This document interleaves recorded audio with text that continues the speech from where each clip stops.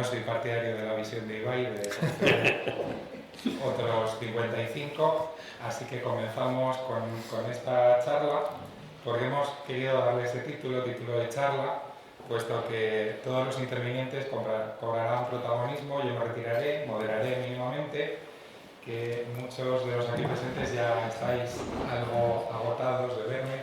Tranquilos, se acaba. Lesbos a través de los ojos de sus residentes hispanohablantes es el título de la charla. Ha sido un placer organizar todo el trabajo previo. Hay que darles gracias a uno de los compañeros que ven en pantalla, que es socio de Periflo. Bueno, y justo el que no se ve. Se acaba de borrar. Justo el que no se ve. Poniendo a prueba la tecnología. Es griego, claro, entonces quiere llamar la atención. Grigori Sefstasviou ha sido el alma mater de este encuentro que nos va a ocupar esta tarde. Veremos un pequeño vídeo en el que nos situaremos en la realidad de la isla de Lesbos, Mitilini, y presentaré a los ponentes. Después iremos proponiendo distintos temas de corte social, las distintas visiones de los intervinientes tras su paso por la isla. En el caso de Ibai, tras su residencia en la isla, así como en el caso de Jakub Saban. Bien, pues en primer lugar, como comentaba, vamos a ver un pequeño vídeo sobre la realidad de la isla, cortesía de Ibai aquí presente, y luego paso a las presentaciones más formales.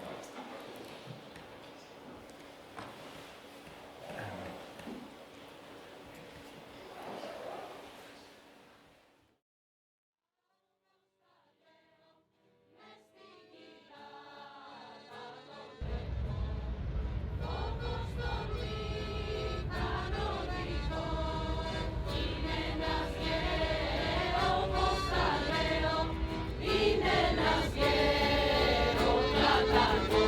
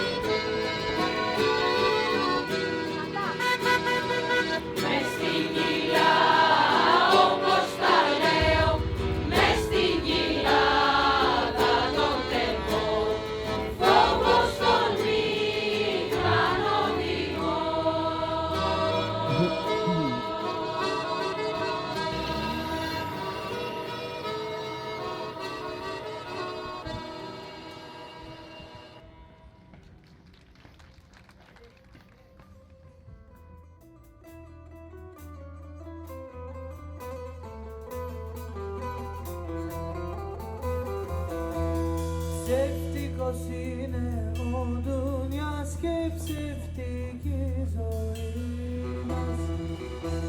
Ψεύτικος είναι ο ντουνιάς και ψεύτικη ζωή μας.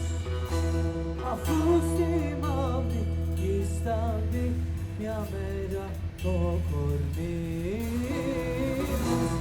Αφού στη μαύρη γης θα μπει μια μέρα το κορμί μας.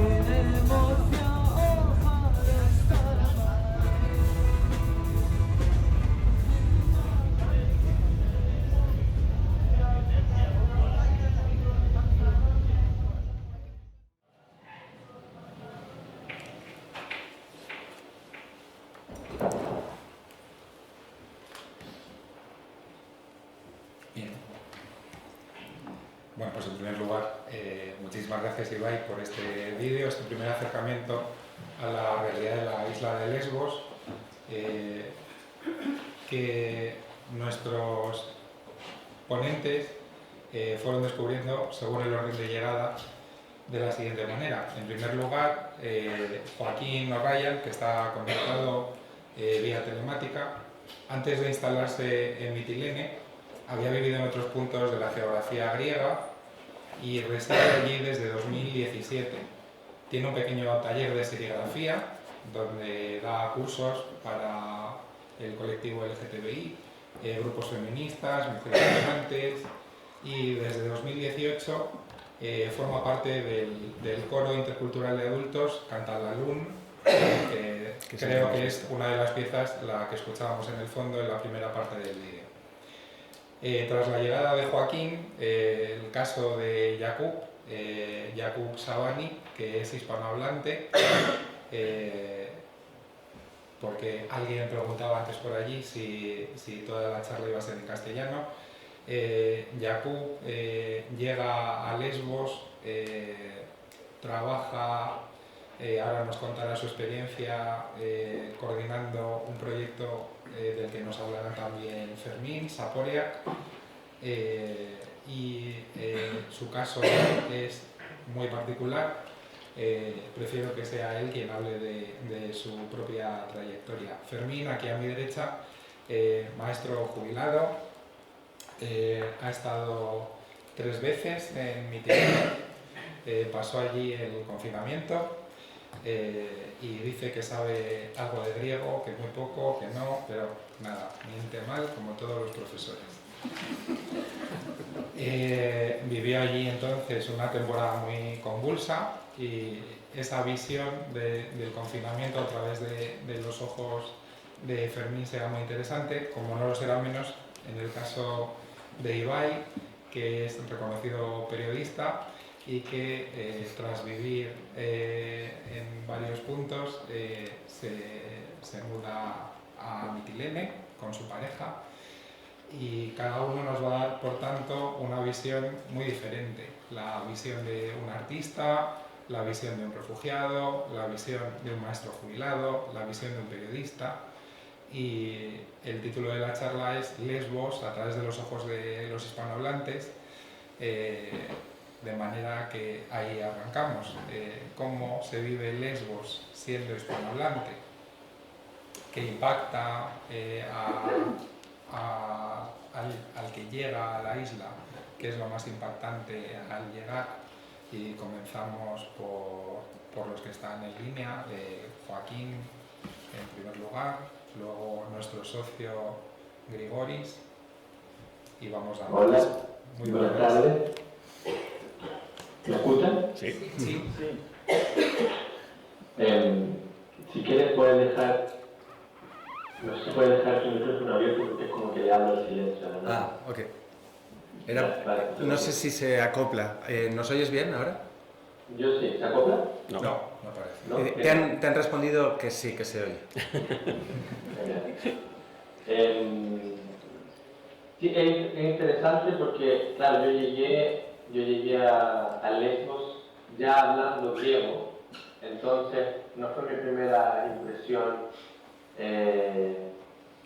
un ser extranjero que no entendía el idioma, entonces yo vine a Lesbos ya entendiendo quizás el idioma, pero también un poquito la cultura de aquello que yo elijo, de las cosas que me interesan de la cultura griega, porque por supuesto la cultura griega es lo que a mí me refleja y lo que a mí me hace sentir. Entonces yo llegué a la isla ya hablando griego, lo cual creo que es un comentario interesante que podemos discutir después, porque yo había venido de visita el año 2015, antes de que comenzaran las oleadas más masivas, principalmente de Sirio. En verano del 2015 yo vine antes de eso, entonces tuve una imagen de la isla muy distinta y me gustó, todavía me gusta, me encanta, por eso llevo 6 años acá. Pero entonces yo cuando vine a finales del 2017, yo vine con la intención de quedarme. Y una de las razones por las que yo pude tomar esa decisión era justamente porque sabía más o menos a lo que venía, y hablando griego también me era mucho más fácil generar redes de contacto, redes generar relaciones. Entonces lo comento porque quizás es una diferencia importante. Yo vine como con la idea de quedarme, dije voy a quedar acá por lo menos 2 inviernos, porque tengo la sensación de que si uno pasa 2 inviernos en un lugar, conoces el lugar. El primer invierno puede ser muy malo, entonces hay que dar la oportunidad al segundo invierno. Y eso, pero sí,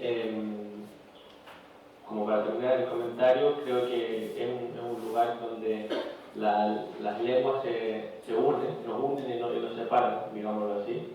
Y yo tuve la oportunidad, por supuesto, de generar contacto con gente local, griego, no solamente de la isla, hay muchos griegos que viven afuera. Entonces, como que tuve esa base, tuve ese como cable a tierra que me permitió, quizás las otras cosas de la isla que llaman más la atención, verlas teniendo como una especie de espacio de seguridad, o así, un espacio de confort, que sería el acceso al camino. Pues damos paso a Grigoris.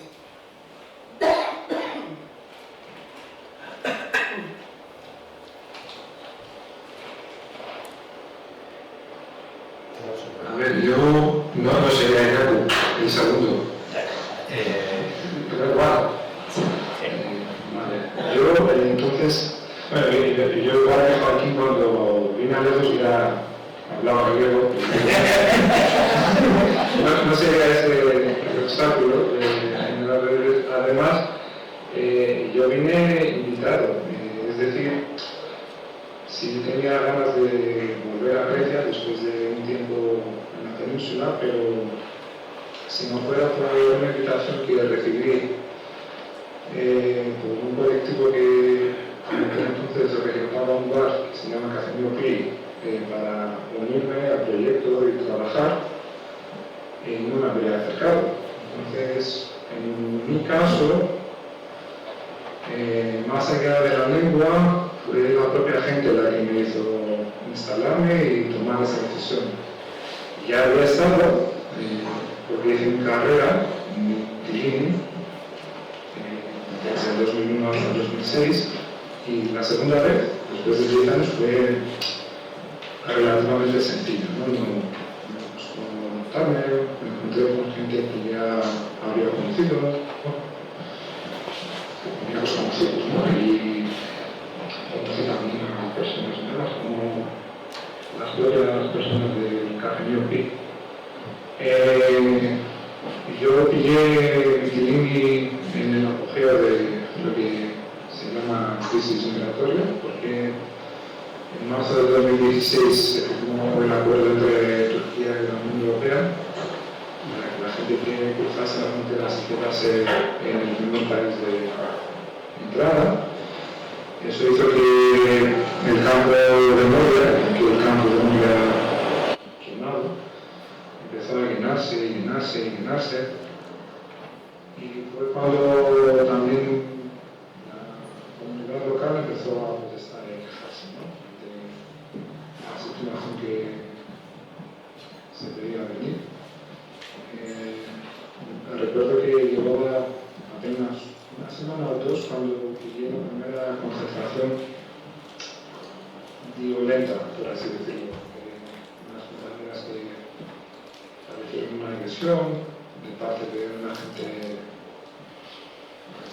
radical de la isla, de extrema derecha y tal. Entonces, eso y mi presencia en un bar que se consideraba mucha gente en un refugio, tanto del campo como gente que trabajaba con esas personas, me hizo conectarme mucho con todo este asunto, ¿no? Y luego pude tejer más redes con el mundo hispanohablante a través de Sampore, que aparecieron una buena tarde en el bar y me contaron que quería montar una cocina. Fue una casualidad, sin más, conocernos. Y eso. No sé, como no esperaba participar, claro, no esperaba ser como las demás personas, no preparaba un discurso. Pero podríamos decir que toda esta charla es el fruto de una serie de varias consecuencias, de varias casualidades, ¿no? De conocer el mundo Sampore, de haber conocido previamente a Ibai en Barcelona en otro momento, y que Tina esté ahora mismo en Tilini, de conocer a Joaquín a través de SC, que apareció también una buena tarde en el bar y sabía que yo hablaba castellano y se me acercó. Y quise aprovechar de todas estas casualidades y de todas estas personas que he tenido a mi alrededor para poder ofrecer, digamos, una visión de Tilini, ¿no? Un poco original, por así decirlo, propia, sin que haya un discurso largo por detrás y unos intereses. Y aquí lo dejo. Gracias. Gracias a ti, perdón por el atraco a mano armada, pero estabas conectado. Espera, repito ahora. Sí, ahora. Decía que siento el atraco a mano armada, pero estabas conectado y me he visto en la obligación. Damos paso ahora a Jakub. Kaixo, buenas tardes. Soy Jakub y llegado a la isla en 2019 y de una manera formula parte, Grigori dijo, el crisis migratorio, ¿no? Soy un refugiado y con mi familia llegamos aquí en 2019 pensando que va a ser un momento de tránsito, ¿no? Y ahora ya llevo aquí 4,5 años y no sé si tengo primero castellano suficientemente para ser considerado hispanohablante, pero sí. Y estoy trabajando en Zaporia y a través de Zaporia, claro, he conocido con la isla, con la cultura local, con lo que se hace aquí y todo este tiempo, claro, viendo el cambio y la tendencia de la isla desde 2019, de mi llegada hasta hoy, bueno, yo he visto muchas cosas aquí, y lo veo más a través de esa prisma migratoria. Pero aparte de eso, esa parte migratoria, he conocido con mucha cultura local, no tanto como aquí no soy tan integrado a la gente local, pero bueno, alguna cosa sí. Y ¿qué más? Yo creo que ya está de mi parte, ¿no? Gracias. Bien, y ahora en la mesa con nosotros Fermín e Ibai. Se acercan el micrófono. Pues, en mi caso, yo creo que he conocido como dos mitilines diferentes. Yo llegué en el 2020 también, en un 1 de marzo, en un momento realmente convulso, donde había montones de concentraciones de extrema derecha en contra del campo de refugiados, de los refugiados, de la gente que trabajaba en las ONGs. Yo iba como voluntario de Zaporia, en principio cada 3 semanas, y hasta que las 3 semanas desaparecería y punto. Lo que coincidió es que el día 13 llegó el confinamiento y se alargó. Entonces, en vez de estar 3 semanas, estuve 4 meses. Y conocí un mitilini muy diferente, en el que todo estaba cerrado. Nosotros íbamos a trabajar, pero había muy poca vida social. Y poco a poco se fue abriendo. La última parte, creo que empecé a conocer el mitilini más o menos real. Y ahora, en mis últimas estancias, y ahí yo creo que he vivido más el mitilini que cualquiera de vosotros si vais para ver algo os podéis encontrar. No sé, lo podría alargar, pero tampoco sé usted hacer la presentación demasiado larga. Bueno, sí, en cuanto a la lengua que hemos estado hablando antes, después de 4 meses, los primeros 4 meses, tuve una sensación, por lo menos 2 gramos de vergüenza, porque después de 4 meses en un país solo se veía decir a la primera y esto, y empecé a aprender un poco de griego. Y sigo intentando aprenderlo, pero mientras estoy allá realmente en la cocina, puedo hablar euskera, castellano, e incluso es más fácil que hable farsi, que no tengo ni idea, que griego, ¿verdad? Pero bueno, o esa especie de mezcolanza que hacemos con el inglés, que no sabemos sacar de qué lengua hablamos. Pero bueno, se intentará.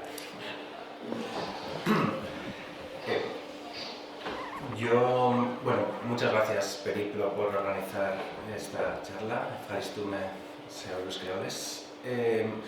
Yo llegué en 2009 la primera vez a Lesbos, estuve una semana y llegué como activista. Llegué a participar en una iniciativa que se llamaba No Border Camp, que era un campamento contra lo que entonces parecían políticas europeas de frontera muy duras que se daban en esa isla, que no tenían nada que ver con la dureza que se darían años más tarde, pero fue premonitorio. Yo obviamente no tenía ni idea de que iba a vivir en Grecia entonces, ni de que iba a trabajar como periodista, ni de que mucho menos que iba a acabar viviendo en esa isla. Luego, a partir de que empieza la mal llamada crisis de los refugiados, empecé a ir a menudo y me empezó a gustar esa mezcla de gente distinta de la que ahora se refería Fermín, en la que puedes, en Lesbos, de manera regular, puedes escuchar en un mismo día fácilmente 8 lenguas diferentes en los mismos espacios en los que te puedes mover para hacer tu vida cotidiana, inglés y griego, por supuesto, pero se oye de vez en cuando euskera, como dice Fermín. De hecho, Fermín es el profesor de euskera de Grigoris, que es griego y habla euskera. Se puede escuchar castellano habitualmente, no solamente cuando está Joaquín, sino que hay una pequeña comunidad de gente que habla castellano. Por supuesto, se oye mucho árabe, se oye farsi, se oyen muchas y muy diversas lenguas africanas, además del inglés y el francés propio de algunos países africanos. Y esto creo que le da una singularidad a Lesbos que es muy atractiva, porque es un espacio pequeño y manejable, pero que al mismo tiempo es muy diverso y muy plural, pero también hace que no esté exento de muchas tensiones, algunas tensiones provocadas por las políticas de frontera, porque es un territorio totalmente atravesado por la frontera, y otras pues por la complejidad de la sociedad local. Como decía Fermín, ha habido muchos episodios de una reacción ante este fenómeno protagonizado por grupos de extrema derecha locales que ha sido muy violenta. Ahora mismo esta violencia es mucho más latente, no se ve en las calles, básicamente porque han ganado. Es decir, porque ahora es el Estado el que aplica cotidianamente la violencia que ellos antes aplicaban contra los refugiados. Pero sigue siendo un espacio muy complejo, aunque sea una isla relativamente pequeña, y esto es lo que le da también un interés tan grande a este espacio, y luego creo que podemos desarrollar. Pues uno de los temas que teníamos previsto según la organización que proponía Grigoris era precisamente esa realidad políglota de la isla, ese crisol de lenguas al que se han referido, y la pregunta es, ¿se puede hacer vida allí sin tener ni idea de griego? ¿Uno se adapta pronto? ¿Cuál es vuestra experiencia, sobre todo en el caso de Fermín, que llega virgen de griego? Totalmente. De hecho, yo siempre solía decir, yo nunca me había considerado ni filohelénico ni nada por el estilo. Me llegó el griego porque estaba en contacto con él. Pienso que, bueno, yo siempre hago suelo hacer una comparación. El tamaño de Mitilini podría ser muy parecido, yo muy navarro, voy a poner el ejemplo de Tudela, una ciudad que en principio podría ser del mismo tamaño, pero sin embargo... por el mar, sí, sobre todo en eso. Pero realmente, como decía antes Ibai, hay una cantidad de idiomas, de color, de eso, diferente, que es que hace que podríamos considerar hasta cierto punto cosmopolita Mitilini, cosmopolita, incluso a la vez cosmopolita pueblerina. O sea, yo creo que podemos meter en el mismo saco las dos cosas. Y sobre el idioma, evidentemente, creo que acercarte al idioma es importante, los locales te lo agradecen y me parece además que es una cuestión de respeto, pero sí que se da, como pueden existir dos mundos paralelos, unos que hablan en inglés y otros que hablan en griego, y que muchas veces esos mundos ni se tocan o simplemente tienen un mínimo roce, pero se puede estar meses en y prácticamente no tener necesidad de hablar griego. Sí. Yo de hecho creo que esto creo que ya lo hemos hablado más. Sí. Creo que no son dos mundos, sino que en Mitilini hay como mínimo cinco sociedades que viven en el mismo territorio y que tienen muy poca comunicación entre sí. Y sería, por un lado es un espacio muy polarizado, como todo Grecia, hay una parte muy conservadora de la isla que ve desde un punto de vista, digamos, reaccionario y paranoico de la llegada de refugiados y refugiadas. Hay otra parte, podríamos decir, de sociedad griega progresista, por llamarla de alguna manera, que no vive con miedo esta nueva llegada, pero después está la sociedad de los refugiados, que a su vez tiene muchos grupos que tienen poca relación entre sí y que muchas veces no tienen relación con la sociedad local porque están ahí de manera temporal o evidentemente, o sea, el caso de Jakub no es el más paradigmático en este sentido porque él vive ahí, pero la mayoría de los refugiados y refugiadas están en Lesbos intentando irse de Lesbos y por lo tanto el concepto de integración es muy relativo y poco útil para describir una población que no quiere vivir donde vive, especialmente en el campo de refugiados. Luego hay otra parte que son los voluntarios y voluntarias de ONGs que no hablan griego, normalmente no hacen ningún esfuerzo por hablar griego y tampoco hacen ningún esfuerzo por relacionarse con el resto. Y luego hay otra parte muy importante de griegos y griegas de otras regiones de Grecia que se han instalado allí y que no son percibidos por la población local exactamente como locales, pero que tienen otra relación. Y creo que estos 5 grupos sociales tienen muy pocos cruces,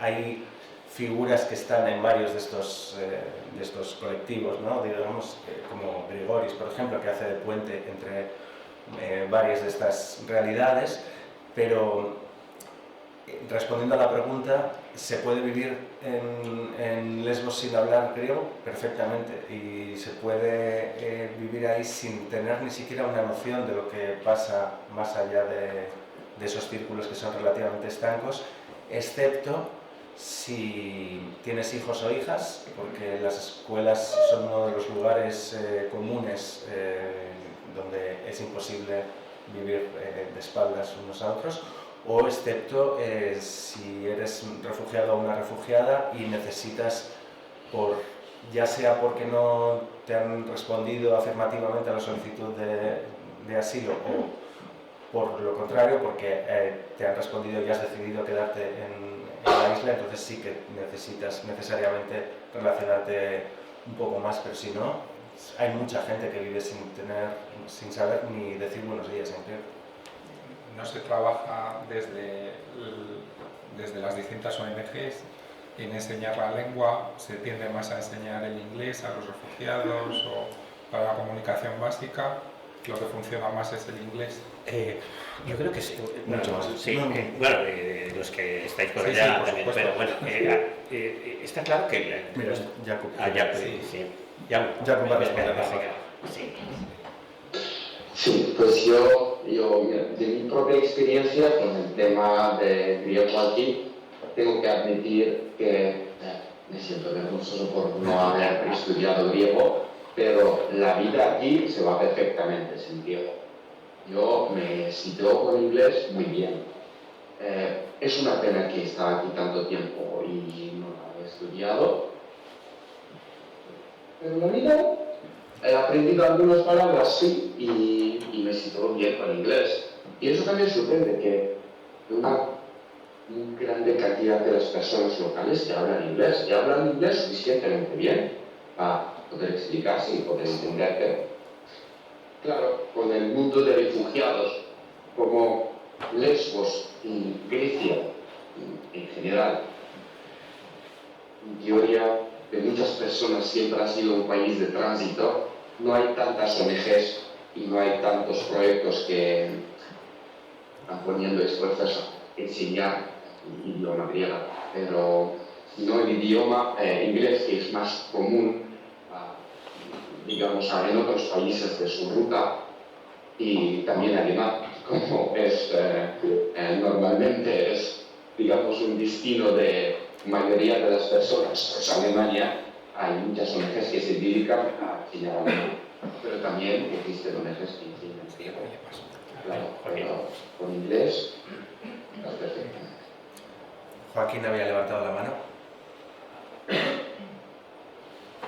Sí, yo estoy de acuerdo con todo lo que han dicho. Doy el ejemplo porque yo trabajé en una ONG que uno de los proyectos más importantes era la escuela de idiomas, porque era una necesidad. Entonces, los idiomas que se enseñaban, como dijeron, eran principalmente griego, inglés y cuando se podía, alemán. La idea del griego y el inglés principalmente porque en el caso que salgan de la isla, probablemente van a estar estancados otro tiempo más en Atenas o en Thessaloniki o en alguna de las ciudades donde los mandan. Entonces tiene sentido saber esos dos idiomas, que son justamente los dos idiomas que Jacob puede usar también, podría usar para comunicarse en inglés o el griego. Entonces hay varias organizaciones que se dedicaban a hacer escuela de idiomas, pero no se pueden generar puentes a largo plazo justamente porque las personas que han llegado a la isla tienen el deseo de continuar, no de estar acá.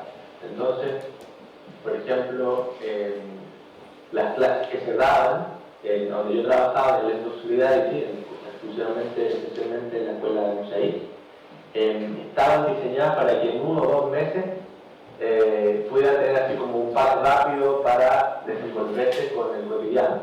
El cotidiano es, por un lado, cuando hay la posibilidad de poder moverse, ir a comprar y cosas así, porque también la libertad de movimiento no es algo garantizado acá para las personas migrantes, pero también cosas prácticas que tienen que ver con cómo pedir algunos papeles específicos en la oficina, cómo se llama el ICA, dónde se saca el ANCA, la gente que tiene posibilidad de hacer eso para poder trabajar. Entonces, justamente las clases de griego estaban pensadas para tentar soluciones prácticas a los meses que probablemente iban a estar en la isla.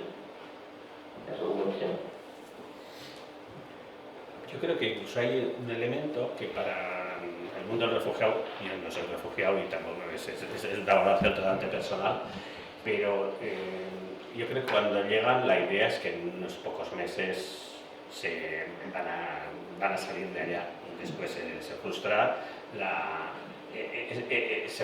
y eso no ocurre.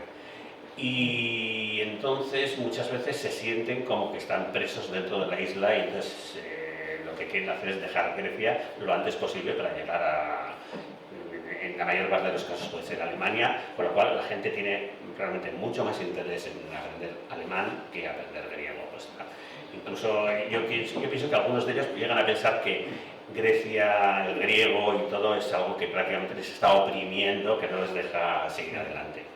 Pero bueno. Y en el contacto que han podido tener con vosotros, los distintos refugiados, colaboradores de las ONGs, ¿qué demanda han tenido del idioma? ¿Se han interesado por vuestra historia y por venir eventualmente a España?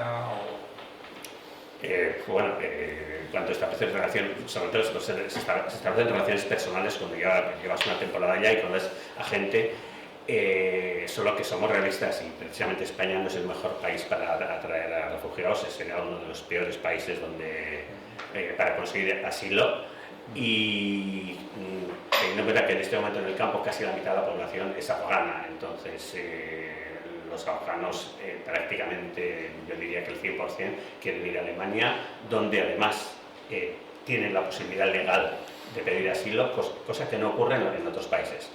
Desde el famoso pacto de Dublín, en el lugar donde piden el asilo, tienen que residir ahí, no tienen derecho a pedir el asilo en otro lugar. Sí, excepto Alemania. O sea, excepto Alemania. El Tratado de Dublín establece que las personas que solicitan asilo en la Unión Europea solo pueden hacerlo en el país al que llegan. Pero el Tribunal Federal Alemán, que hace en Europa lo que le da la gana, que para eso son alemanes, ha decidido que aunque se haya solicitado asilo en otros países, en Alemania no se aplica eso y por lo tanto pueden pedir asilo también en Alemania. En un momento decidieron lo contrario, incluso cuando el pacto de Dublín estaba suspendido. O sea, Alemania hace básicamente lo que le da la gana, pero eso hace que sea un destino bastante habitual. Ahora mismo, como decía Fermín, casi la mitad de las personas que están en el campo son afganas, pero es el momento en el que hay mayor variedad de nacionalidades. O sea, nunca hasta ahora había habido tanta gente de tantos países diferentes en Lesbos. A nivel global, a nivel de todo el Egeo, de las llegadas por mar, por ejemplo, ahora mismo las personas de Palestina son el segundo grupo casi tan cerca o en porcentaje muy cerca de las afganas, pero la mayoría no llegan a Lesbos, llegan a otras islas, la mayoría de los palestinos y palestinas, sobre todo a Leros y a Samos. Y en el caso de Lesbos, ahora mismo hay muchísima gente de Eritrea, Somalia y Etiopía, por ejemplo, con problemas específicos para pedir asilo, pero lo que todos y todas ellos tienen en común es que la mayoría de los casos han llegado a Grecia muy circunstancialmente, o sea, casi nadie tiene como destino Grecia, y la gente que se queda normalmente es a la gente a la que le sale una oportunidad que no esperaba, o la gente que no tiene otro remedio porque no puede salir o de Grecia o de Mitilene, o sea, de Lesbos.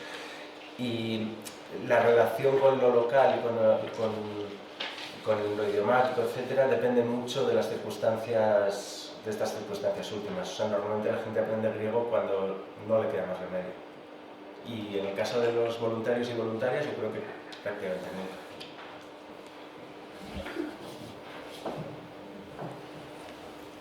Y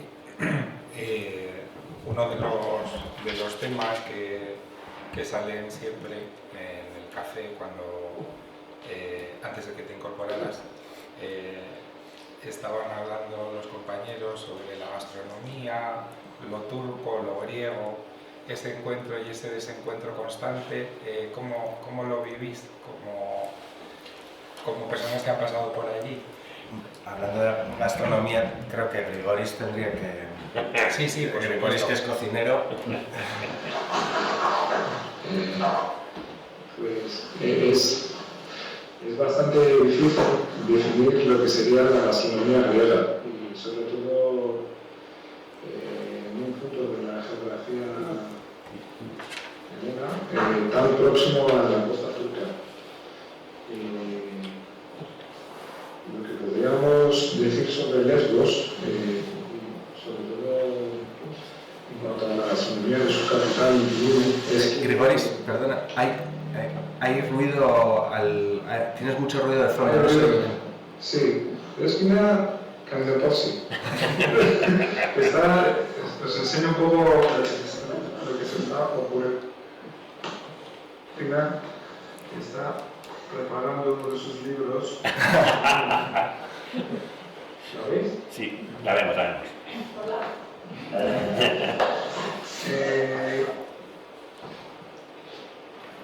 Ahora sí se me oye. Sí. Sí, no. Se entrecorta un poco, ¿eh? No, La con imagen. el cable. Ah.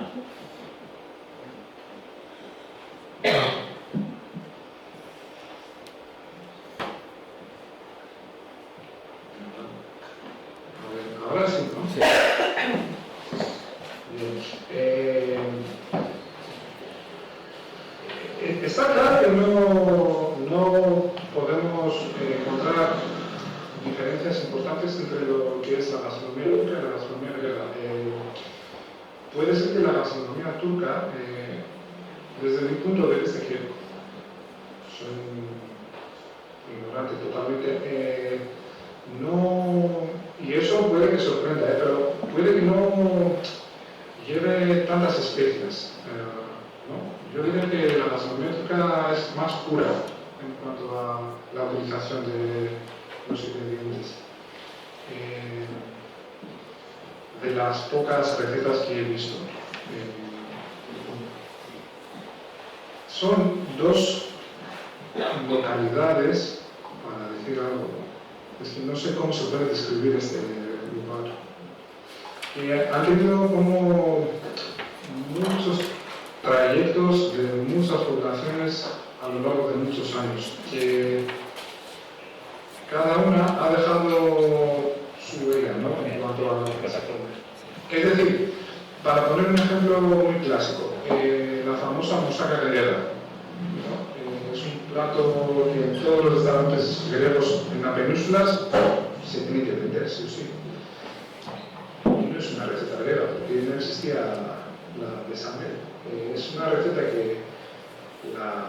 sociedad, la parte de la sociedad de la clase alta, digamos, de Esmirna, empezó a elaborar finales del siglo XIX, cuando, a raíz de sus viajes a Francia, por motivos económicos, comerciales, por exportaciones y estas historias, empezaron a aproximarse a la cocina francesa. Y fue cuando el personal de esas casas, los cocineros, serían cocineros entonces, los cocineros también, empezaron a elaborar la bechamel, la salsa bechamel, ¿no? Efectivamente, lleva berenjena, que es una hortaliza mediterránea, es una fruta, creo, se llama fruta berenjena, pero no existía ni la mantequilla, tal como la conocemos ahora en Grecia, porque no había tanto ganado, y de vacas ni hablar, y ni siquiera la tendencia de mezclar leche con mantequilla y harina, ¿no? Para crear algo. Yo diría que y siempre con el punto de vista del desconocimiento de la gastronomía griega, ha ido amoldándose a lo largo de esos, sobre todo últimos 50 años, a las necesidades del proyecto turístico. Es decir, la gente que ha tenido y sigue teniendo restaurantes y vive de este sector, siempre ha enfocado a las necesidades de la gente que visita Grecia. ¿Qué es lo que más podría ser una vaca nacional, ¿no? La típica ensalada griega, por ejemplo. Es una ensalada de verano. Anteriormente no existía el tomate en invierno. No puede ser una ensalada griega. En Grecia la llamamos la ensalada del pueblo. Pero no sé en cuántos pueblos había a la vez tantos ingredientes. Porque Grecia también es un país muy maravilloso. Y encontrar tomate pinto, como que en agosto y pocos días. No sé, desde mi punto de vista profesional y repito, con mucha ignorancia, diría que está claro que comparten ingredientes y comparten recetas, dolmadaya, tzatziki, kotosupa, la sopa de pollo, que también los trucos la típica de limón,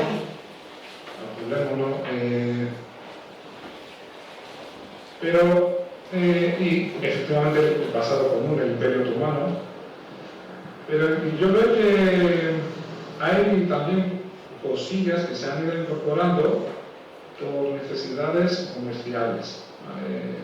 Y como estamos en una época de la publicidad, de los vídeos y de que todo se tiene que compartir, enseñar y tal, han ganado espacio, ¿no? Estas tendencias, y han ido desapareciendo recetas quizás locales, pero no vendibles. Por ejemplo, en Mitilini tenemos sugaña. Sugaña es una cebolla cocida con un relleno de carne picada y arroz, que se puede servir tanto caliente como frío, ¿no? Y puede ir acompañado por algodono, salsa algodono. No es algo que se puede encontrar en la mayor parte de los restaurantes, porque chirría un poco, ¿no? Con la idea de la cocina griega moderna, digamos. No sé. Aquí quiero dejarle porque así no me alargaría mucho. Igual quería... Creo que Joaquín. Joaquín. Sí. Vale. Joaquín. Bueno, mi comentario es, por supuesto, no profesional, pero sí como una persona que vive acá y que me gusta invitar invitar a personas a que prueben lo que es vivir acá. También yo trato de convencer a todos mis amigos y amigas, incluso mi papá, que se venga a vivir acá, por lo menos que vengan por un tiempo, porque creo que, por supuesto, es muy complejo el decirle a alguien que se vive bien, porque yo siempre que se vive bien, según mis expectativas, pero una de las razones que yo doy siempre es que se come bien también, y comer bien no me refiero solamente que se come sabroso, sino que yo acá me he encontrado con la posibilidad de comer productos locales.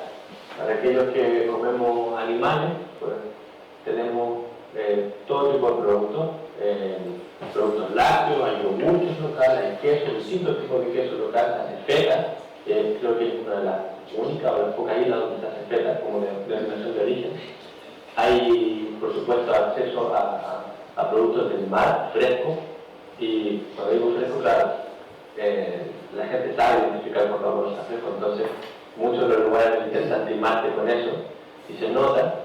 Y también vegetales, verduras, no muchas frutas, pero también hay lugares donde se produce vino y el círculo, que es como la grapa, la aguardiente, no sé cómo le llaman en teoría.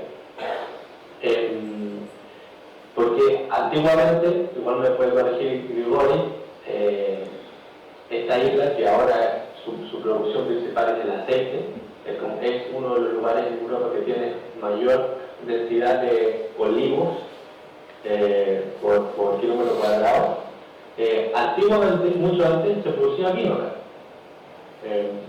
Entonces se está tratando de recuperar un poquito esa tradición y están trayendo algunas cepas que dicen que eran como de atrás, nunca se sabe muy bien. Y bueno, en el fondo lo que yo quiero decir es eso, que una de las razones, por supuesto que podemos conversar muchas más, pero es eso, la calidad del día que se refleja en la manera que tengo de poder acceder a productos que son locales, que no han viajado miles de kilómetros para que lleguen acá. Por supuesto que hay supermercado, y cadenas de supermercado, lo que tú quieras, pero si uno quiere y se esfuerza un poquito, digamos, por ejemplo, hace 2 días me dio el dato de un tipo que organiza, que vende en la feria, en el mercado, y que lo organiza,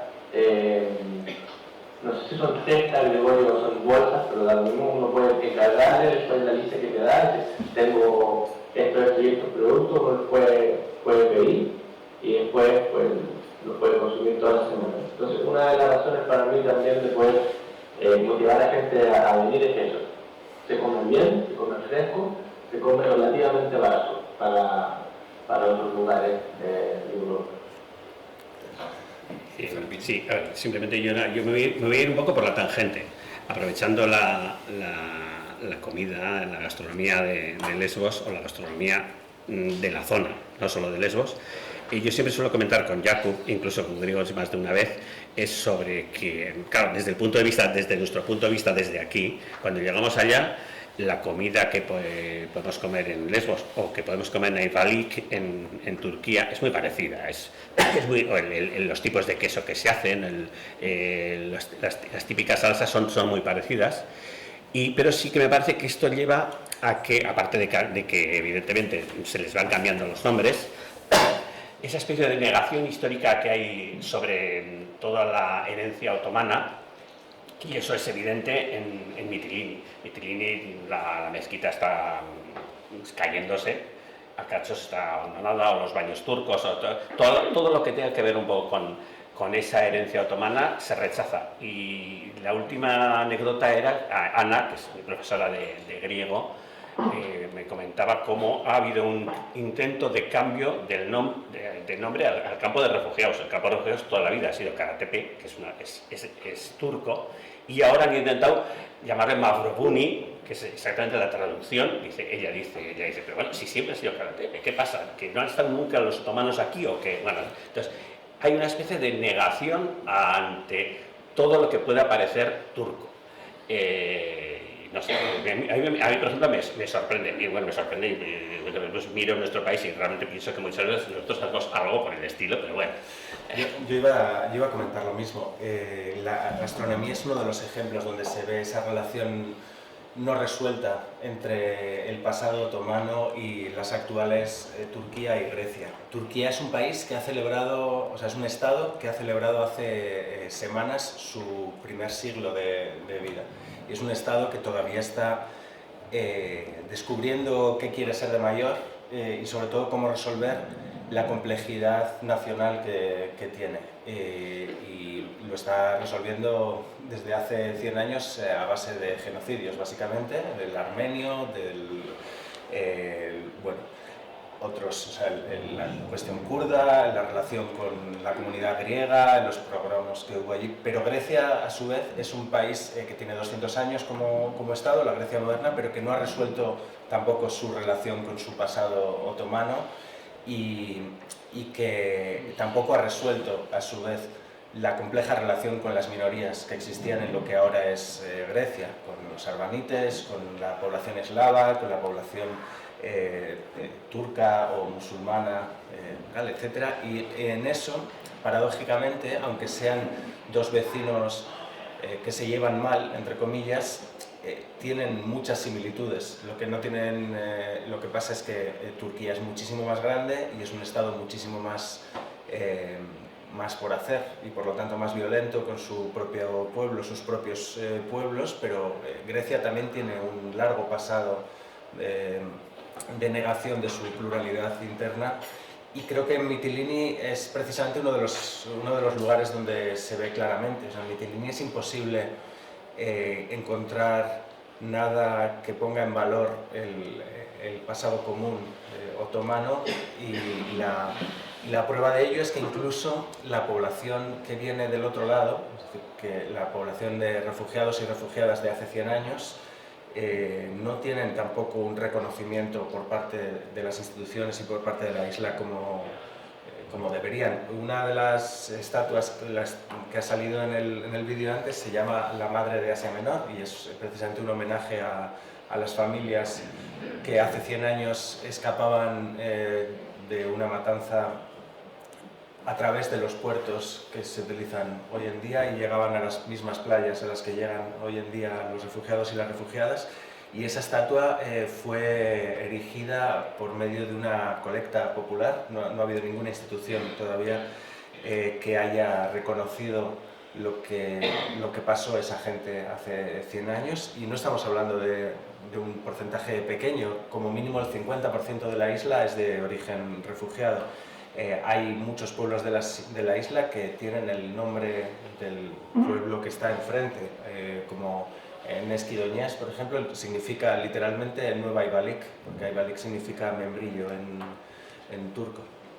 Todavía, o sea, hay muchas trazas de ese pasado, digamos, tanto común como conflictivo, pero yo creo que es algo que está sin resolver, y que además redunda también en la imposibilidad de leer los fenómenos migratorios actuales o las cosas que pasan hoy en día de manera menos visceral de lo que se hace allí, porque todavía está muy presente esta cuestión. Y luego, como curiosidad, decir que este pasado común, a pesar de esta conflictividad, es muy evidente hasta el punto de que en el idioma turco moderno la mayoría de los alimentos vienen del griego, y también pasa con los términos que tienen que ver con el comercio y con la navegación. Es decir, todo lo que tiene que ver con alimentarse, con viajar y con el comercio tiene palabras de origen griego, y en griego hay un montón de palabras de origen turco, que hasta el punto de que algunos de los calificativos más cariñosos para referirse a los niños y niñas de la familia, por ejemplo, pues se pueden decir en turco y suenan, ¿no? Yabrimu, por ejemplo, es una forma de decir cariño muy común en algunas partes de Grecia.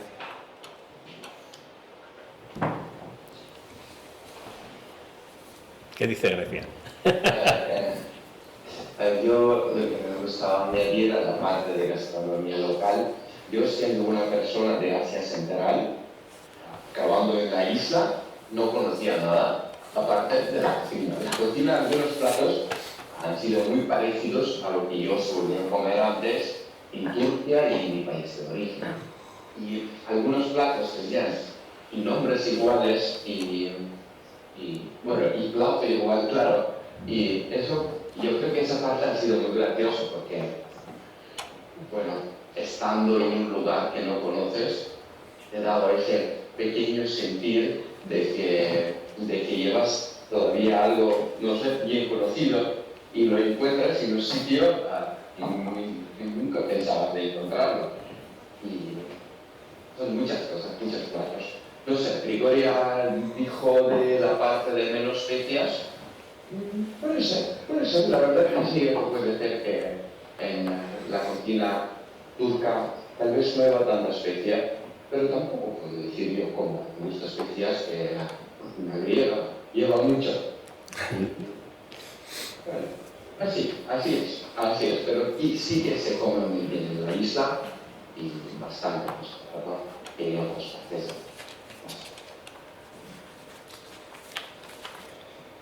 Y desde vuestra experiencia allí, ¿cómo nos invitaríais a que nos acercáramos a Lesbos? Además de con responsabilidad, evidentemente.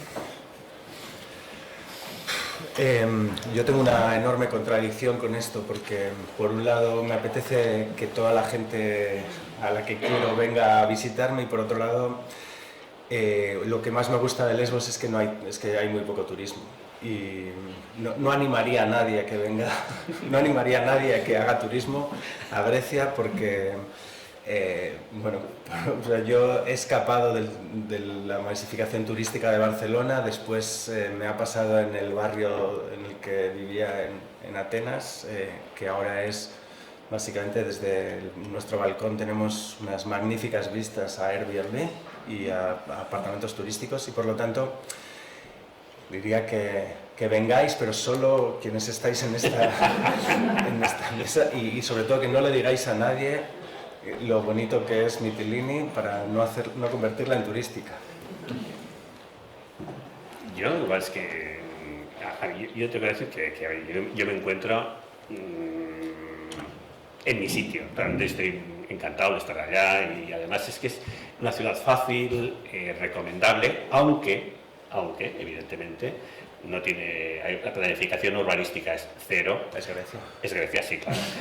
Si tenéis algún problema de movilidad, ni lo penséis, porque no hay aceras o hay unos agujeros increíbles por todos lados, y el tráfico los coches son los dueños del hogar. Pero eso es porque no has vivido mucho tiempo en Atenas. Bueno, he estado unos meses en Atenas, sí, pero bueno, es una ciudad pequeña, pero aún y todo realmente es un sitio donde te encuentras bien acogido. Evidentemente, si no eres refugiado, igual sería, sueles decirlo tú, evidente, si eres un refugiado, pues eso. Y si tienes que andar en una silla de ruedas, tampoco, ni lo intentes, pero si no, realmente...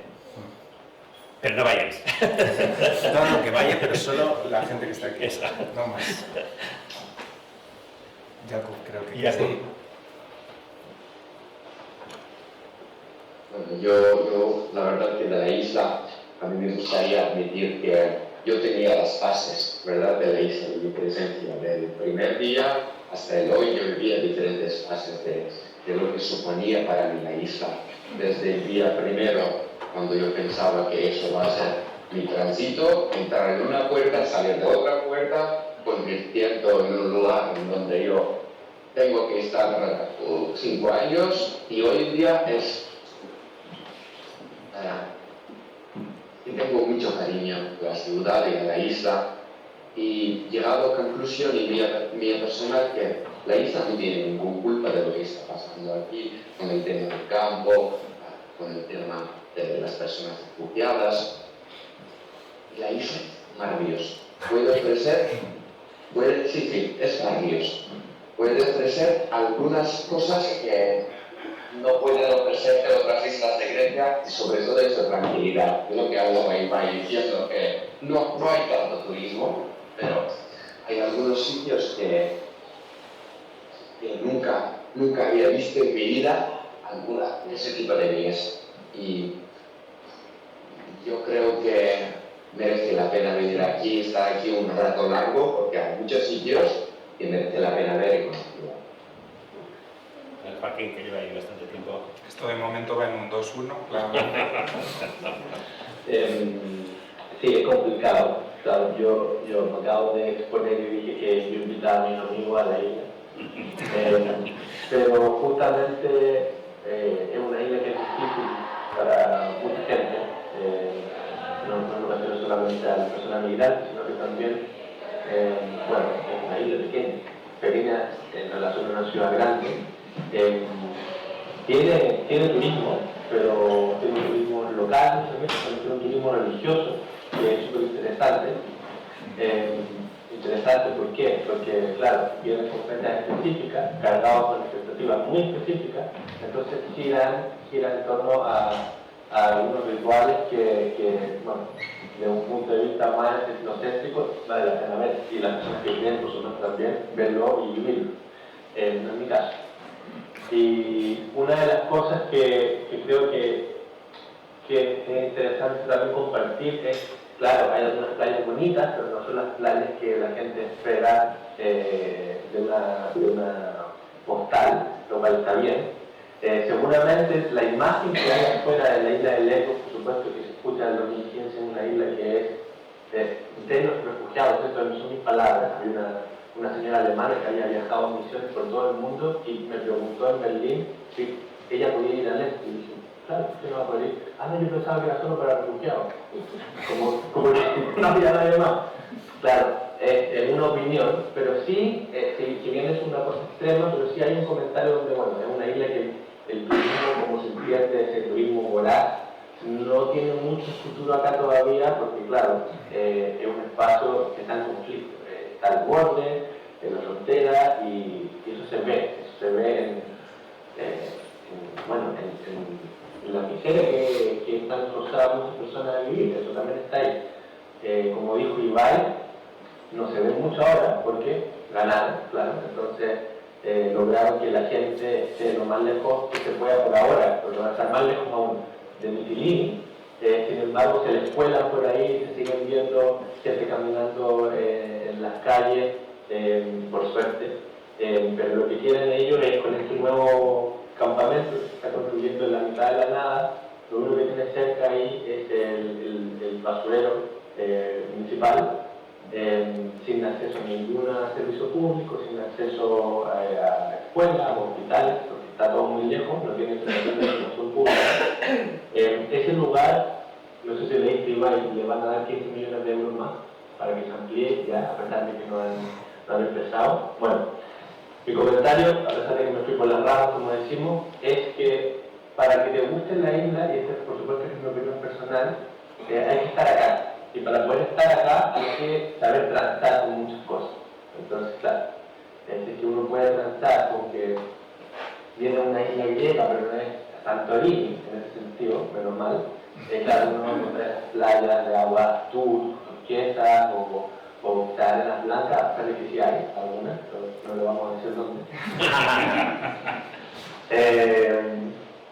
Y en un lugar, como dije yo, estos 2 inviernos que me puse yo como meta, era una manera también de entender de que son las personas y la relación con las personas que vienen acá y que encantan también con sus propias expectativas, vienen a trabajar como profesores, que hay mucha gente que son profesores que vienen acá, hacen familia, empiezan a tener hijos, 1 o 3, como Grigori. Y es un espacio que es relativamente seguro para la mayoría de la gente, por supuesto, no para la persona migrante. Es relativamente barato, como decía, y tiene esa diversidad. Y esa diversidad que era algo que conversamos la noche que nos juntamos para ver de qué vamos a hablar hoy. Ibai, igual que tú quieres hablar sobre esto, Ibai me interrumpe, sin ningún problema para que sea más conversación, pero puso 2 canciones de fondo. Una es de este coro intercultural que se llama Canta la Luna, al que yo soy miembro. Y también la segunda canción está cantada en griego, pero es un turco el que la canta, un amigo, que eso también es súper interesante. Él vive acá, tiene la posibilidad de irse a Turquía y volver cuando quiera, pero es una de las personas que lleva bastante tiempo acá. Y esa diversidad es suficiente como para que ocurra algo como este coro que se llama Canta la Luna, al que yo le decía que soy miembro hace 6 años ya, desde el principio del 2018, pero desde el 2016. y es un coro en donde una de las características es que cantamos en muchos idiomas, siendo griego por supuesto el principal, pero canciones en francés hemos intentado tanto en inglés, hemos cantado en turco, muchas, porque hay muchas canciones que la misma letra y la misma melodía está en griego y en turco, o con algunos cambios por supuesto. Cantamos en farsi, cantamos también algunas canciones en árabe, porque algunos miembros del coro también son personas migrantes. Entonces se intenta de alguna manera expresar y tener material, porque una de las cosas que hacemos también como coro es nos identificamos que estamos con una parada, con una postura política, con un involucramiento político. Entonces cuando hay ocasiones donde se puede manifestar también en las calles, el coro está como más o menos listo con canciones en distintos idiomas para poder apoyar manifestaciones o apoyar algunas marchas. Y bueno, es un coro que tiene entre 30 y 50 personas, eso varía. Hay muchos griegos que no son de la isla, pero han encontrado, son una mezcla de estos dos grupos que dijo Iván, entre progresistas y griegos no locales, que van por ahí, pero también hay refugiados, conservadores, poquitos diría yo, y voluntarios. Entonces, de los 5 grupos que mencionó Iván, claro, por razones obvias, son de conservadores no hay. Si quieres hablar, no, solo iba, o sea, me parece muy interesante, o sea, aparte de mi turismofobia, creo que es interesante remarcar que Lesbos nunca ha sido turística, o sea, no es que no sea turística a partir de 2015 porque hay refugiados, sino que ha tenido siempre otras vías, otras fuentes económicas principales, sobre todo ligadas a la producción de los olivos, no solamente para la gastronomía, sino que Lesbos se desarrolla como industria de manera muy importante cuando el jabón se convierte en un bien importante en Europa. Hace aproximadamente 2 siglos, una de las primeras conquistas obreras fue el acceso a la higiene y el derecho a la higiene, y por lo tanto los movimientos obreros consiguieron que el jabón se incorporara como parte del salario y que las fábricas dieran la posibilidad a sus trabajadores de limpiarse después de trabajar. Lesbos para entonces ya desarrollaba jabón a nivel industrial, no solamente casero, y comenzó a exportar jabones a Francia y a Inglaterra. Y esto ha determinado mucho también el carácter de la isla, porque incluso en su apariencia, o sea, gran parte de las villas que se ven en Lesbos, o de las casas, digamos, ligadas a este desarrollo industrial, tienen estilo inglés o estilo francés, dependiendo las relaciones comerciales que había. Y esto también hizo que, mientras Atenas seguía siendo entonces una sociedad prácticamente rural, era un pueblito muy pequeño, y solo Salónica era una ciudad industrial importante en Grecia, en Lesbos había industria y por lo tanto había también proletariado y había movimientos de trabajadores organizados, había también una burguesía local que tenía inquietudes artísticas y en relaciones comerciales con Europa, y esto lo hizo que se desarrollara, digamos, como espacio geográfico bastante peculiar, que sigue teniendo un traslado en la sociedad actual. Sigue habiendo pueblos con una fuerte tradición comunista, como Matamados, donde en las elecciones de junio pasado el Partido Comunista siguió teniendo el 45% de los votos, por ejemplo, que es algo que no pasa en el resto de Grecia, pero en su época de mayor esplendor, en Matamados, el 85% del voto era comunista y en Ayasos se acercaba o superaba el 50%. Es decir, seguía siendo una de las Islas Rojas, pero también al mismo tiempo, como ha dicho Joaquín, es la isla del arcángel, de uno de los arcángeles, del arcángel que allí se llama Mijalis, o sea, Teaxiarchis, y esto hace que sea también un destino de un tipo de turismo conservador, religioso, muy particular, porque está formado sobre todo por la comunidad romá, por la comunidad de gitanos del resto de Grecia. Y en resumidas cuentas es un espacio muy interesante, pero hay que recordar que a cualquiera de las personas presentes aquí, si os preguntan a dónde hay que ir en Grecia, hay que decir que fuera de Mitilini y de Santorini, o sea, fuera de Mykonos y de Santorini, nada merece la pena. Hay que decirle a todo el mundo que siga yendo a Mykonos y a Santorini, es decir, que el resto está todo sucio, está todo fatal, y solo Mykonos y Santorini merecen la pena. Esto es algo que tiene que quedar claro. De acuerdo. No sé si quieren comentar algo Joaquín, Jakub o Grigori. Una anécdota solo, Sí. bajo la mano.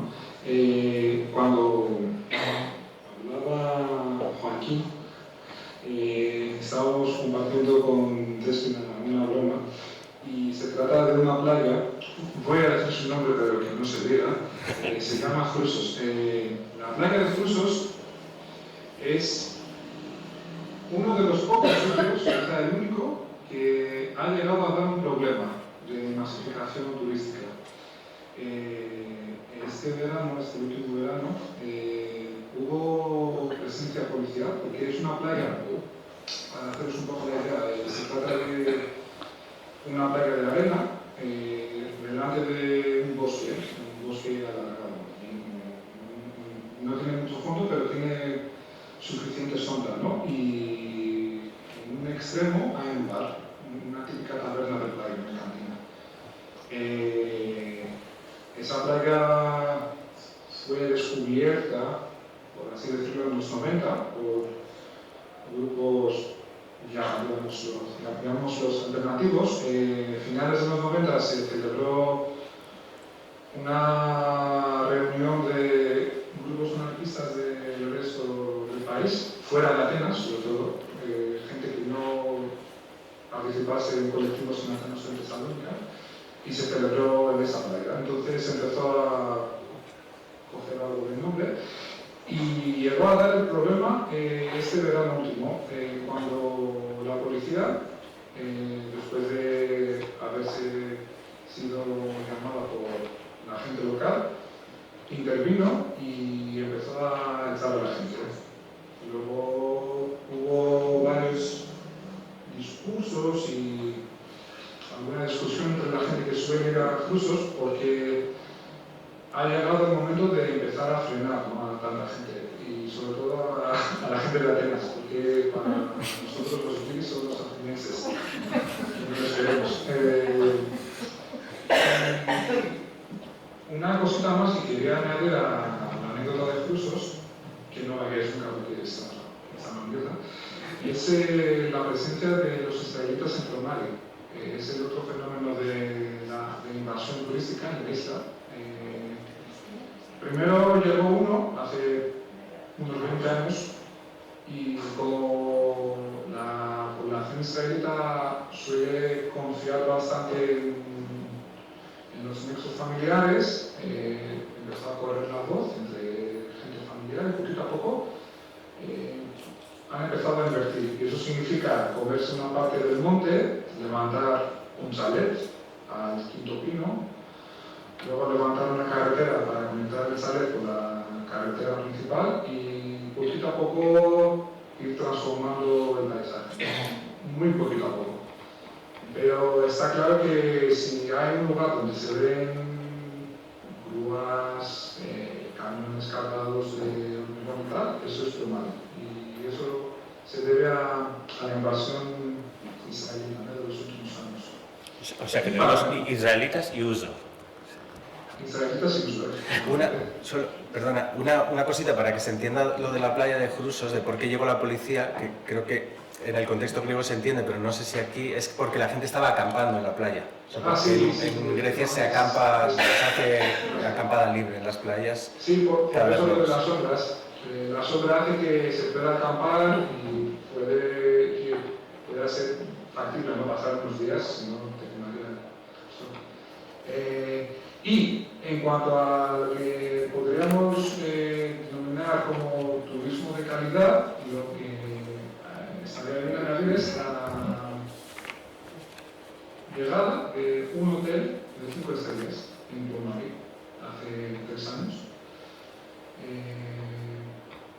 Lesbos ya cuenta con un hotel de 5 estrellas, Glomari, casualmente, que poquito a poco se está convirtiendo como en el lugar de élite de la isla. De hecho, ya se habla de una conexión directa entre Glomari y Esmirna para que la gente de clase alta de Turquía pueda irse a Glomari, porque la carretera es complicada, tiene muchas curvas, subir y bajar montes. Y eso ha dado paso a que se levante otro hotel, no de 5 estrellas, pero de lujo, cerca del aeropuerto de Medellín, que se llama Mythical Coast, la mítica costa, ¿no? No sé si son detalles de un fenómeno que se dará de aquí un tiempo o simplemente es algo apartado, ¿no?, de lo que realmente ocurre.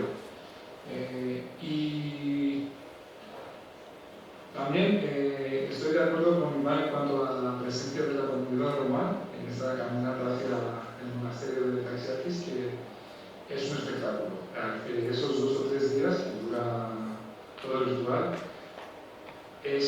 son espectaculares. Llegan centenares de familias enteras con todos sus trastos, furgonetas, acampan en plena calle y es espectacular. Y ya está.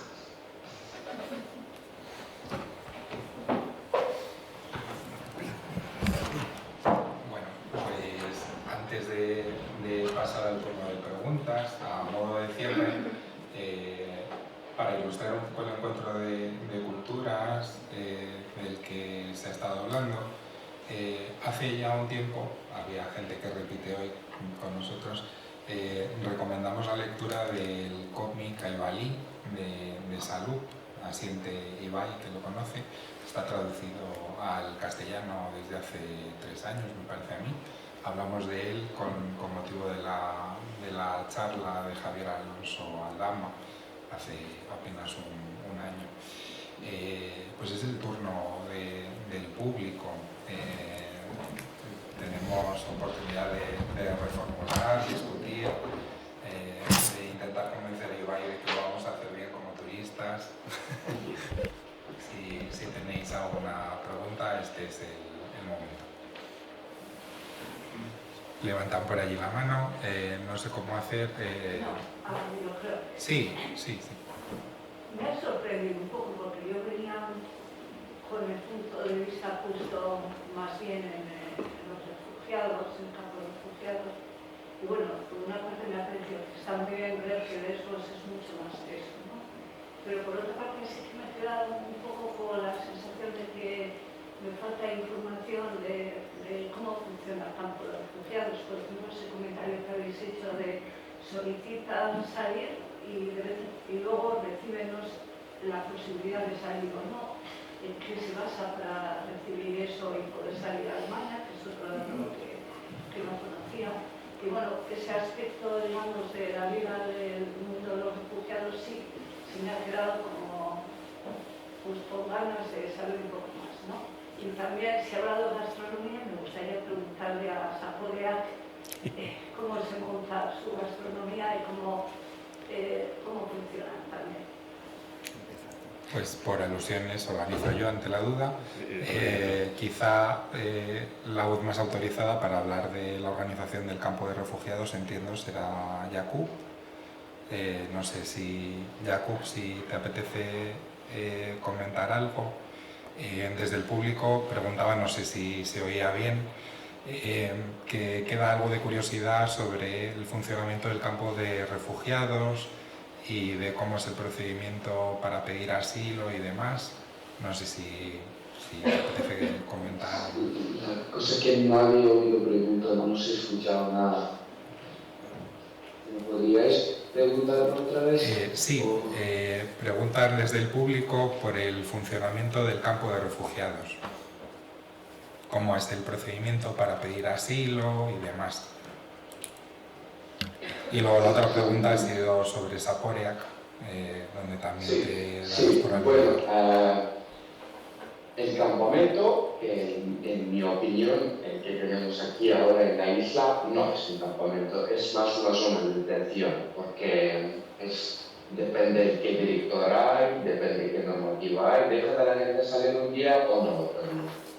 Pues no lo puedo llamar yo personalmente que es un campamento. Y claro, es una estructura en donde la gente se encuentra, no haber hecho nada malo y tú encuentras tú mismo en una estructura con las paredes grandes, con mucha policía y con un poco de cera. Y lo que estamos haciendo nosotros con Zaporia es cubrir la necesidad tan básica como de la alimentación, porque en el campamento hay mucha gente, actualmente hay más de 5.000 personas en el campamento y claro, la falta de muchas necesidades. Estamos aquí con Zaporia, con Fermín y con Grigori, también participamos en Zaporia y todas esas cuestiones cubriendo esa parte. Y sobre el tema de asilo, bueno, yo creo que generalmente es un procedimiento para que la gente obtenga papeles huyendo de sus países, en países seguros. Pero como ya hemos comentado antes, Grecia no es, digo, como un objetivo de la mayoría de las personas que están en el campamento, de un sitio para quedarse, sino más es como un sitio, un país transitorio. La gente lo que intentan es conseguir algún papel que les va a permitir irse de aquí, pero con las tendencias actuales es muy visible que con legislaciones nuevas, con un tratamiento de los políticos europeos, que todo lo que se hace hoy en día es crear obstáculos para esas personas y es una manera de dirigir a la gente que no bienvenidas, no estás bienvenidas. Gracias, Jakub. ¿Quiere participar por aquí, Ibai? Sí, a modo de resumen muy breve respecto a la situación de las fronteras y de esos.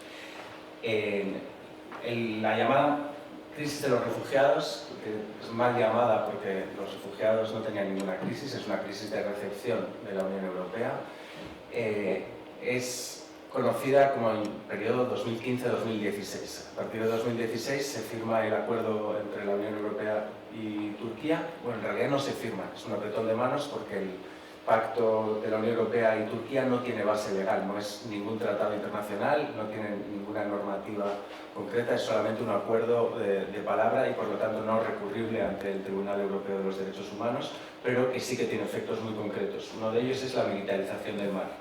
A partir de 2016, las organizaciones de rescate que estaban presentes tanto en Lesbos como en el resto de las islas son sustituidas por barcos de guerra y por un operativo militar que no tiene por objetivo salvar vidas, sino reprimir las llegadas. Esto hace que caigan drásticamente el número de personas que llegan a la isla. Si en 2015 y 2016 habían pasado casi 800.000 personas a través de las islas, se reduce a unos pocos miles, pero a partir de 2017 vuelven a aumentar las llegadas y este año pasado, 2023, ha sido el año con mayores llegadas, con mayor número de llegadas desde el acuerdo de la Unión Europea y Turquía. Lo que pasa es que han cambiado muchas cosas respecto a entonces. La primera, como decíamos, es que no solo no hay organizaciones de rescate, sino que están prohibidas las organizaciones de rescate. Está prohibida la asistencia en las playas y en el mar a las personas refugiadas porque salvarles se considera favorecimiento de la inmigración ilegal y comporta penas de prisión de más de 10 años de cárcel para las personas que participen en los rescates. Hay ahora mismo unas 35 personas de diferentes ONGs de diferentes países que están encausadas y que están en proceso de tener diferentes juicios a las que se imputa organización criminal, favorecimiento de la inmigración ilegal y incluso delitos de espionaje por utilizar el canal 16 de la radio que en en el ámbito marítimo es el canal público que se utiliza para coordinar las búsquedas y rescates, y por lo tanto no tienen nada de ilegal, pero por utilizar este canal se les acusa de espionaje. Hay incluso un caso en el que se les acusa de transporte de armas por llevar una herramienta que se utiliza en los rescates para cortar cabos. Bueno, es un delirio de instrucción, pero que no va a acabar seguramente en grandes condenas, pero que sí que ha tenido un efecto muy fuerte, y es que no hay ya ninguna organización de rescate civil, y las organizaciones, y la Guardia Costera está dedicada no a salvar vidas, sino a impedir las llegadas. Otro cambio muy importante, que será sobre todo a partir de la llegada de Nueva Democracia al gobierno, es que lo que antes eran prácticas aisladas, devoluciones en caliente o pushbacks, se han convertido en prácticas generalizadas. Los pushbacks o devoluciones en caliente no tenemos que pensar como en el modelo de Ceuta y Melilla, que es como empujar a alguien a través de una valla, sino que los pushbacks, en el caso de Lesbos, consisten en dos modalidades. Una es en interceptar las barcas que llegan en el mar, quitarles o destruirles el motor y dejar la embarcación a la deriva hasta que llega a aguas turcas y son rescatados por los guardacostas turcos, o la más violenta, que consiste en detener a la gente que ya ha llegado a las playas de Lesbos, obligarlas a subir a una embarcación de la Guardia Costera y después obligarlas a subir a lanchas hinchables, a lanchas salvavidas, a las que se llevan en los barcos para el caso de que haya naufragios, y obligarlas a subir ahí y quedar a la deriva hasta que al día siguiente los guardacostas turcos les salvan. Estas prácticas no son excepcionales, como decíamos, ocurren todos los días. Cuando digo todos los días me refiero a literalmente todos los días decenas de personas. El año pasado hubo 32.000 personas que fueron dejadas a la deriva y rescatadas por la Guardia Costera. Ha habido en los últimos años muchas muertes relacionadas con esta práctica. Ha habido más de 12 cadáveres que han aparecido en las costas de Lesbos, 12 en Lesbos y decenas más en otras islas no relacionadas con ningún naufragio conocido. Ha habido casos, incluso que durante los pushbacks se ha empujado a gente con las manos atadas al mar. Ha habido casos como el de Said Topo, que era un chaval somalí que se ahogó delante de la Guardia Costera el pasado 13 de mayo, mientras la Guardia Costera enfocaba con la luz de su embarcación cómo se ahogaba este chaval, para que el resto de pasajeros que iban en esta embarcación vieran cómo se ahogaba antes de ser expulsados ilegalmente a Turquía, dejados a la deriva hasta que fueron rescatados por Turquía, etc. Una vez que Turquía rescata a estas personas, además las envía a lo que se llaman, lo que allí llaman centros de devolución, que son centros de detención en los que pueden estar detenidos hasta un año. Y normalmente no comporta la deportación desde Turquía, pero comporta la imposibilidad de tener papeles en Turquía y por lo tanto la necesidad de proseguir el viaje y de intentarlo otra vez. Y por eso las personas que llegan a Lesbos últimamente, en su gran mayoría, no es gente que esté viajando por primera vez, sino que hemos encontrado casos de gente que lo ha intentado 10, 12, 20 veces hasta que ha conseguido llegar.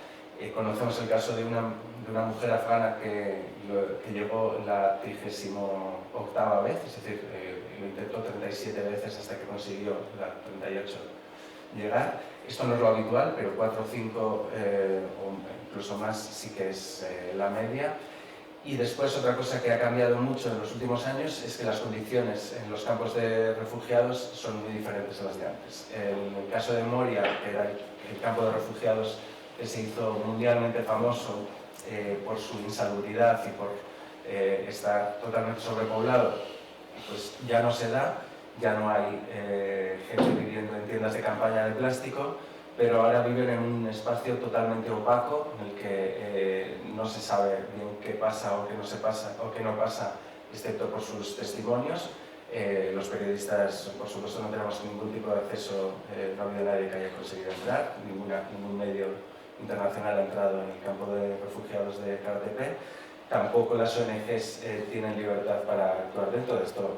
Fermín y Jakub podrán explicarlo mejor, pero incluso aquellas que prestan servicios en el campo continuamente tienen conflictos con la dirección, de manera arbitraria se les imponen normas que después se quitan, después, por ejemplo, la imposibilidad de dar comida a todo el mundo o la obligatoriedad de dar comida solamente a alguna gente, que comporta, por supuesto, muchísimos problemas de gestión cotidiana. Las condiciones son, aunque no son la insalubridad que había en Moria, son bastante terribles. Hay ahora mismo 5.000 personas en un campo concebido para 3.500 y que de la noche a la mañana el gobierno dijo que tenía 8.000 plazas, para no reconocer que se está sobrepasando la capacidad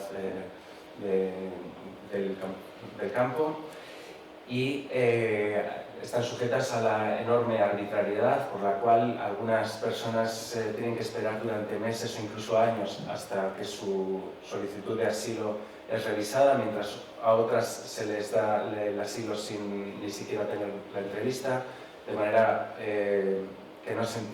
manera que provoca también muchas tensiones entre los diferentes colectivos de los refugiados, porque algunos que ahora se ven como privilegiados, como por ejemplo las personas con nacionalidad afgana, que tienen mayor facilidad, antes tenían una discriminación muy evidente respecto a las personas con nacionalidad siria. O sea, se está gestionando de manera que se provocan tensiones entre los diferentes colectivos.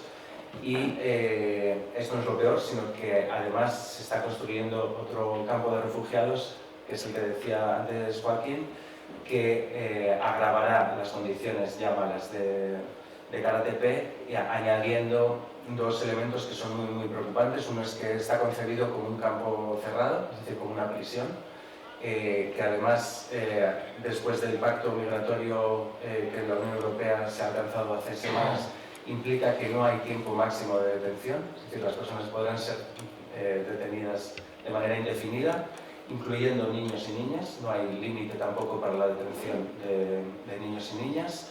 Y la segunda característica es que aquellas personas que puedan salir, porque la dirección decida de manera arbitraria que ese día pueden salir o no, estarán en medio del bosque principal de Lesbos, como decía Joaquín, únicamente cerca del basurero. Ya hay dos campos de refugiados de estas características, de estos nuevos, que funcionan en las islas de Samos y de Leros. Hay una total opacidad de lo que ocurre dentro y además se da el fenómeno. Yo me he encontrado estos días aquí, y perdón que me esté extendiendo, ya acabo, que mucha gente tiene la sensación de que ya no pasa tanto, o de que ya no es algo tan habitual, porque ya no se habla de ello, ¿no? Y a mí me pasa en mi trabajo que cada vez me cuesta más convencer a los medios para los que trabajo de que este tema no es algo de lo que ya hayamos hablado, sino que son noticias que están sucediendo ahora, que no es algo histórico, sino que está sucediendo. Hay una asunción, como una especie de inevitabilidad de la violencia, incluso cuando intentamos explicar, cuando yo intento vender a los medios las historias relacionadas con los pushbacks o con las devoluciones en caliente que hablábamos antes. Parece que es algo como si fuera un fenómeno natural del que no se puede hacer y por lo tanto no es noticioso, y esto implica, por lo tanto, una mayor posibilidad de aumentar aún más el grado de violencia, porque cuando nadie mira en estos espacios opacos es cuando aumenta este tipo de cosas. Igual, por centrar un poco la cuestión de Zaporia aquí, la comida, es que ha ido evolucionando de una forma en función un poco de las necesidades. Por haceros una idea, siempre, en los años de Moria famosos, cuando llegábamos a 1.400 nos parecía, 1.400 raciones nos parecía que era como el límite imposible de superar. En este momento se hacen 3.000 raciones, entre otras cosas porque la legislación dentro del campo también ha cambiado hace unos pocos meses. En el campo existe la alimentación, el catering famoso que se reparte, que es de una calidad, llamémoslo dudosa, horrorosa. Entonces, nosotros en ese momento repartíamos comida a gente que tenía unas necesidades especiales, pues porque tenía alguna enfermedad, mujeres embarazadas o lo que es. Ahora a eso se le ha añadido que a toda persona que se le niega el asilo automáticamente pierde el derecho a tener comida. Esa persona podrá seguir viviendo en el campo, pero no será alimentada. Entonces, evidentemente no puede trabajar, con lo cual nosotros recibimos una lista que se va actualizando a la que y ahora tenemos una cola diferente para que esas personas por lo menos reciban una ración diaria, que es la única que en principio reciben. Y aparte, también a la gente que se le da el positivo, automáticamente se les traslada desde los isoboxcas, ¿cómo se llaman? De los contenedores estos, y se les lleva a las tiendas grandes, donde puede haber hasta 140 personas, intimidad cero, las familias y todos juntos. Entonces se les manda a esa zona y también se les deniega la alimentación. Con lo cual, es por eso por lo que en este momento está cocinando 3.000 raciones y 3.000 y pico, y a esta marcha pues es que es insostenible. Sí. Igual Jacob tenía que... Él tiene más datos, ¿eh?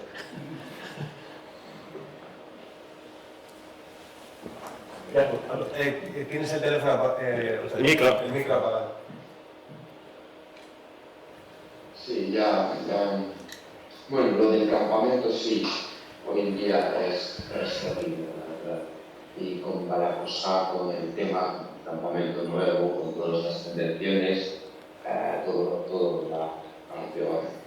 Y yo creo que es muy interesante también estudiar, no pensaba que vamos a hablar tanto, la verdad, del tema migratorio, pero me gustaría añadir una cosilla de más. Si ponemos a estudiar un poquito la parte de la frontera de Grecia y de Turquía, en los medios, cómo llamaban a las personas entrando a Grecia. Hay un momento hasta 2015, 2014, cuando llamaban a esas personas, las personas refugiadas y refugiados. Luego el siguiente paso eran las personas migrantes. Luego el siguiente paso, migrantes e ilegales. Luego el siguiente y último paso nuevo, o del gobierno actual, es invasores. Y claro, el tratamiento de esas personas en esos mismos campamentos ha sido cambiando de esa misma manera.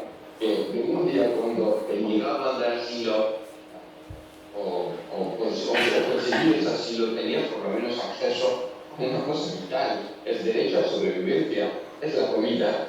Y ha sido todo cambiando, hasta el momento del invasor, cuando ya no tienes papeles, no tienes acceso a prácticamente nada, y te dicen que no puedes comer.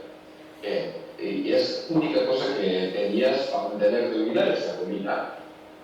Y claro, nosotros ahí ya intervenimos, y de hecho estaba contando la cantidad de raciones que hemos preparado en el proyecto en año pasado, y eran 700.000 raciones, más de 700.000 raciones en todo el año.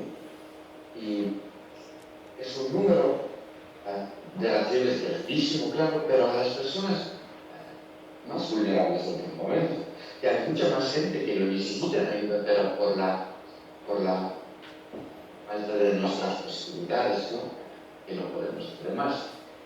Y última cosa que me gustaría añadir, que me he escuchado palabras, es un concepto muy interesante que es la everyday border, que se puede traducir como pasar las fronteras diarias. Lo que he aprendido aquí, que la frontera no es un día de cruzarla y estar bien. No, pasar la frontera son un concepto muy largo, donde indica 2x3 que no eres suficiente, no eres suficientemente bien, ni local,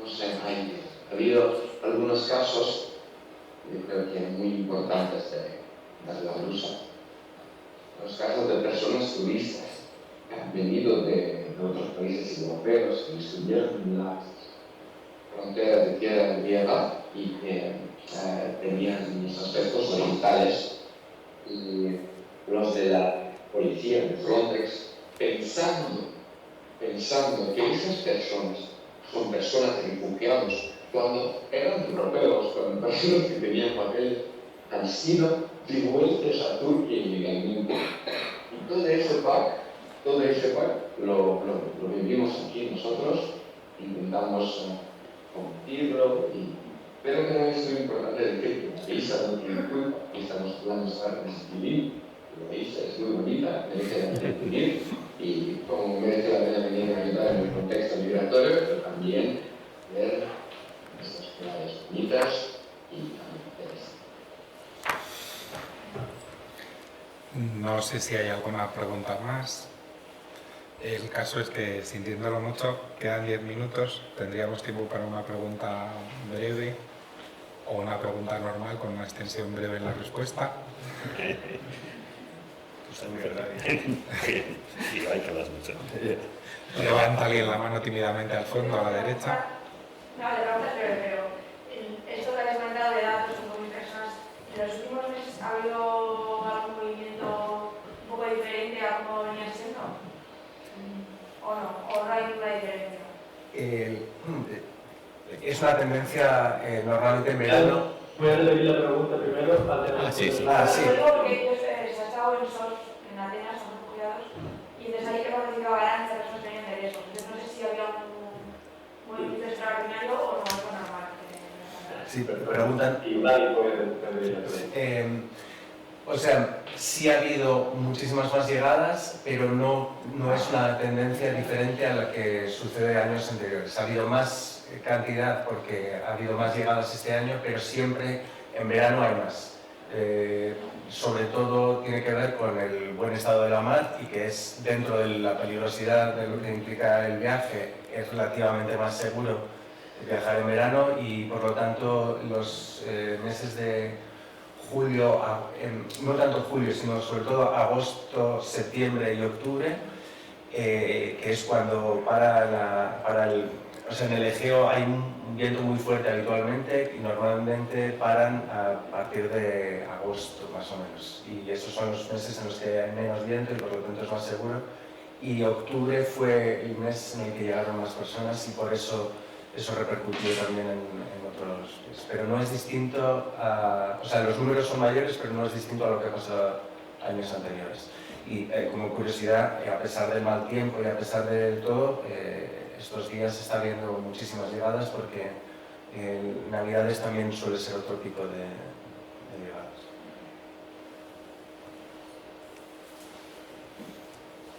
Bueno, de hecho, me imagino que la gente que va a Atenas, que los cursos transfer que hacen, hubo una intención por parte de las autoridades de bajar la población del campo y decían que para Navidades querían dejarlo alrededor de 4.000.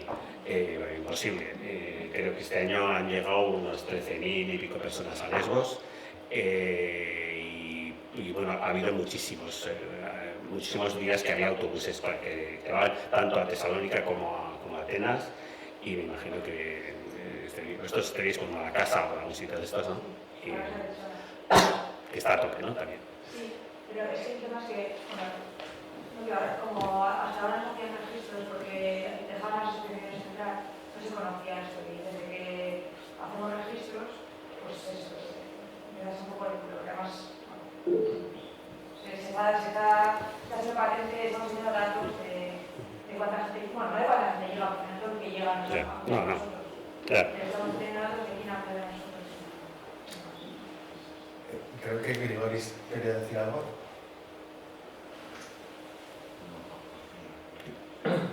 No, creo que no oyen. Ha levantado la mano, ¿no? Sí, igual, micrófono. Disculpad. Estaba diciendo que tanto Diego como yo no podemos oír nada de lo que se pregunta. Si es posible repetir la pregunta. Sí, bien. Sí, porque como no hay micro, como nadie claro. del público por lo que se ve no lleva micro, si se puede repetir la pregunta para que, no sé si para quien las oye, pero ni el público las podemos oír y perdemos un poco el lío. Sí, habían preguntado, habían relacionado el número de llegadas con la compañera del público que ha intervenido, trabaja con esos refugiados en el área de Atenas y en varios campos de refugiados allí y habían se habían dado cuenta de que habían aumentado mucho las llegadas y estaba preguntando sobre si era excepcional en Lesbos o no.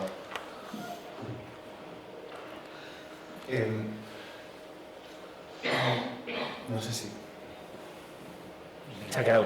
Yo, solo la última cosita para decir, porque siempre que me quedo con una sensación rara cuando doy los números, porque aunque hablemos de 13.000 personas o de 25.000 que han llegado en el conjunto de las islas en los últimos meses, tenemos que tener en cuenta que es un número pequeñísimo en comparación, o sea, que aunque es mucha gente, esta sensación de invasión de la que se habla desde determinados ámbitos es totalmente falsa. O sea, la cantidad de turistas que llegan y que producen, siempre insistir, pero que producen cambios en el entorno y en los derechos de los habitantes locales es muchísimo mayor.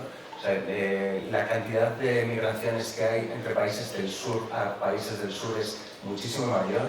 El 85% de las personas refugiadas del mundo no tienen ninguna intención de ir ni a Europa ni a Estados Unidos y también sufren el impacto de las políticas europeas porque se impide también la movilidad entre países del sur y por lo tanto, aunque hablemos de números que parecen que pueden sonar muy grandes, tenemos que tener en cuenta que el campo de refugiados de Dadaab, por ejemplo, que está en la frontera de Kenia, tiene 5 millones de personas, o que los campos de refugiados de rohingyas en Bangladesh, o sea, que están en Bangladesh, tienen cada uno de ellos 1,5 millones de personas y por lo tanto el fenómeno del que hablamos en las islas griegas sería muchísimo menos doloroso para muchísima gente si en vez de invertir en reprimir las migraciones se invirtiera en mejorar la situación de estas personas.